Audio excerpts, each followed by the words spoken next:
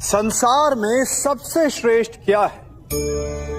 फूल या कांटे, प्रेम या घृणा, संपन्नता या दरिद्रता, मित्र या शत्रु? बताइए। अब आप भी कहेंगे कि भला ये कोई पूछने की बात हुई? अवश्य, फूल, प्रेम, संपन्नता और मित्र ही श्रेष्ठ है।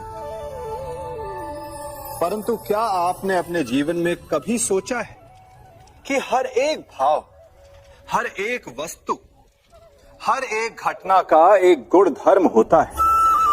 त्वचा पर जलन करने वाले फूलों से अधिक श्रेष्ठ वो कांटे हैं जिनसे आप अपने घर की बाढ़ बनाते हैं ताकि वन्य पशु आपके भीतर ना आ सके। वो प्रेम श्रेष्ठ नहीं जो आपको अंधा, लोभी, पक्षपाती बनाते। वो घृणा श्रेष्ठ है जो आपको नया मार्ग दिखाते। वो संपन्नता श्रेष्ठ नहीं जो आपको कृपण बनाते, मद्दांध बनाते।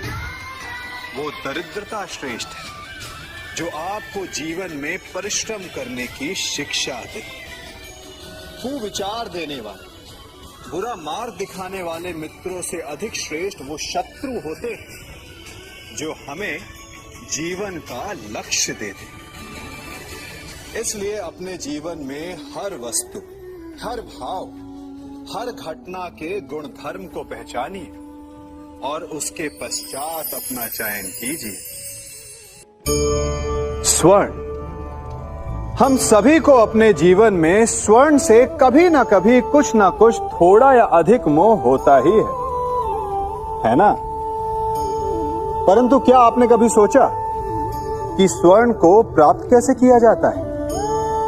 जब भूमिगत खदानों से स्वर्ण को निकाला जाता है तब वो एक पाषाण की भांति होता है। ऐसा पाषाण जिससे आप किसी को भी मार सकते हैं, परंतु उसे आभूषण के रूप में स्वयं के शरीर पर धारण नहीं कर सकते। यदि उसे आभूषण बनाना है तो उसे लंबी यात्राएं करनी होती है। उस पाषाण को पिघलना होता है। सोनार के हथौड़ी की अनेकों चोटें खानी पड़ती है।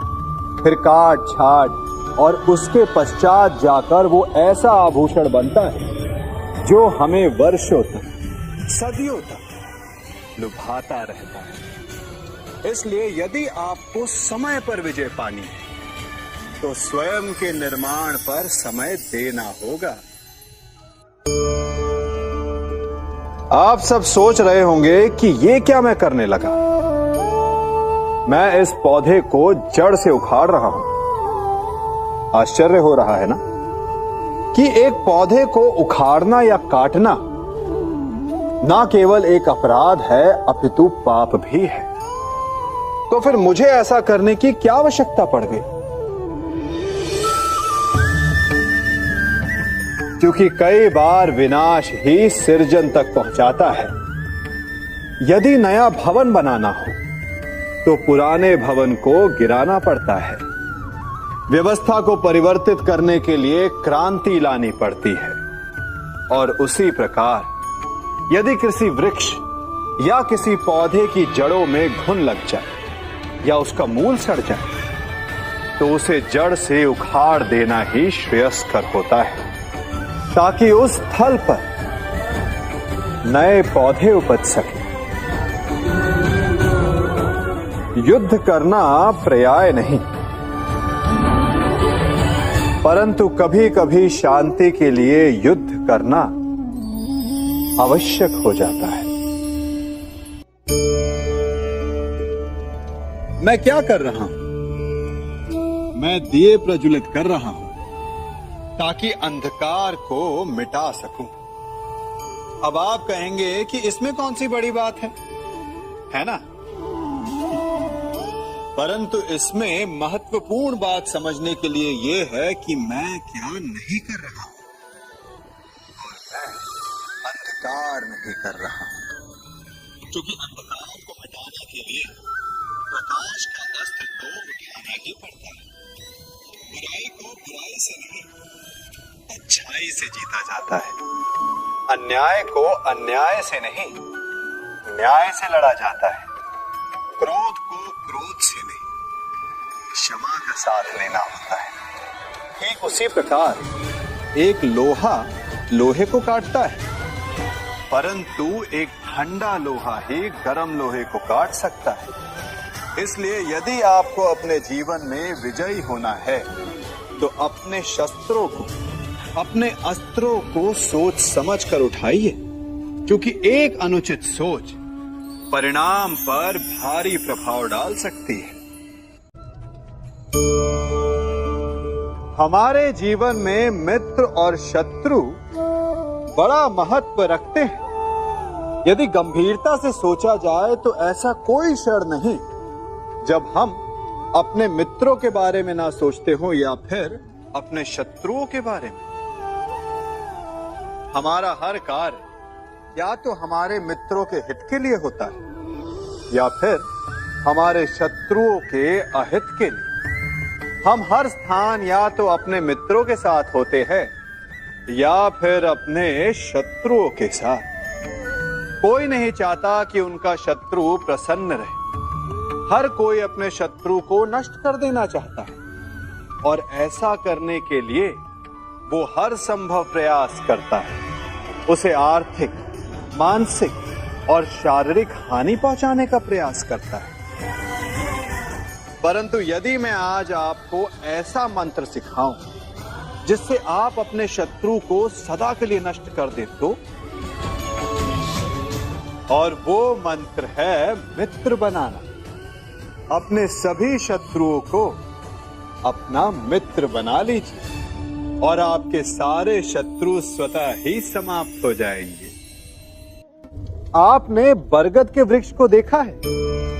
जितना विशाल उतना दृढ़। पतझड़ में वो सूख जाते हैं परंतु दुर्बल नहीं होते, टूटकर गिरते नहीं। और उसके विपरीत दलदल में उपजे वृक्षों को देखिए, वो दिखने में तो बड़े होते हैं, पतझड़ आए या शीत सदा हरे भरे होते हैं, परंतु इतने दुर्बल होते हैं कि जलधारा के हल्के से वेग से वो गिर जाते हैं। परंतु ऐसा क्यों होता है? कारण है जड़ें। जिसकी जड़ें दृढ़ भूमि में है वो हर चक्रवात, हर ऋतुओं को सह लेता है, और जिसकी जड़ें दलदल में है वो स्वयं की जड़ों को दुर्बल बना लेता है। कुछ ऐसा ही मनुष्य भी होता है जो अधर्म, कुकर्म और असत्य की धरा पर उपजा है। वो समय की एक मार भी नहीं सह पाता, और जो मनुष्य सत्य, धर्म की धरा पर उपजा है वो हर समस्या से अविचलित हो जाता है। अब आप पर निर्भर करता है कि आप क्या बनना चाहते हैं। कभी आप ब्रह्म मुहूर्त में जगे? जगकर देखिए, संध्या होने के पश्चात जब रात्रि का अंधकार सारे संसार को धीरे धीरे अपने अंधकार में निगलने लगता है, तो यही अंधकार ब्रह्म मुहूर्त में भोर होने से ठीक पूर्व तनिक अधिक काला हो जाता है। कुछ समझे? हमारा जीवन भी कुछ ऐसा ही होता है।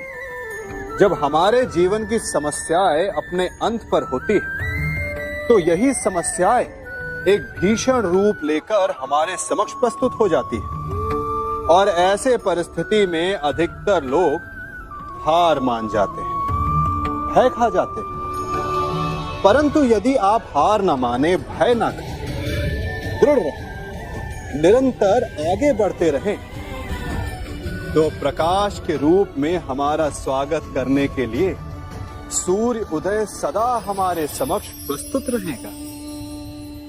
क्या संसार में कोई भी शब्द निरर्थक है? क्या कोई ऐसी जड़ी बूटी है जो रोग का निवारण ना करे? नहीं। ठीक इसी प्रकार इस संसार में कुछ भी अयोग्य या निरर्थक नहीं होता। हर एक प्राणी, हर एक वस्तु, हर एक घटना का एक महत्व होता है। एक आवश्यकता होती है, परंतु बड़ा वो निरीक्षक होता है जो उन्हें पहचानता है। जैसे कि एक ज्ञानी शब्दों की शक्ति को पहचानता है, जैसे कि एक वैद्य किसी बूटी में छिपे उसके गुणों को पहचानता है, जैसे कि एक जौहरी कोयले में छिपे हीरो को पहचानता है। इन सब बातों का सत्व ये है कि यदि आपको श्रेष्ठ होना है तो कमियां देखना छोड़िए और गुण और विशेषताएं देखिए। आपका जीवन सफल और सरल हो जाएगा।